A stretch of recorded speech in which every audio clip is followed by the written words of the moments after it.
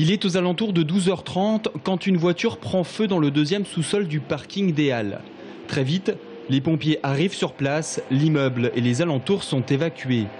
Le feu est violent et se propage rapidement à 9 véhicules avec un important dégagement de fumée. Le foyer peut monter en sous-sol à une température de 1000 degrés, ce qui rend la tâche des pompiers difficile.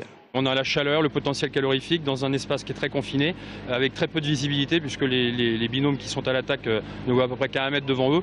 Donc on y va vraiment petit à petit, quoi. Une quarantaine de pompiers sont mobilisés et de puissants extracteurs mobiles sont mis en place pour évacuer les fumées. 12 personnes ont été légèrement intoxiquées puis transportées aux urgences.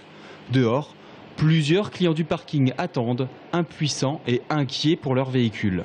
J'aimerais bien savoir si elle n'est pas trop touchée. Je ne sais pas les proportions que ça a pris. Mais j'imagine que au niveau du feu, c'est difficile à maîtriser en sous-sol comme ça. Donc en espérant qu'il n'y ait pas trop de dégâts. Qu'est-ce que vous voulez que j'y fasse? J'espère que ce n'est pas elle qui a brûlé, mais bon, je suis assuré. Les commerçants des Halles attendent eux aussi. C'est l'inquiétude. Ils ne savent pas s'ils pourront rouvrir demain. On attend de pouvoir rentrer dans le magasin pour vérifier la marchandise.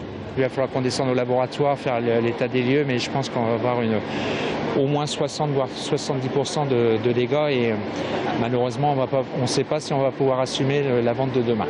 Plus d'un tiers des 3600 mètres carrés du parking ont été impactés par l'incendie. Selon l'exploitant, la structure a bien résisté.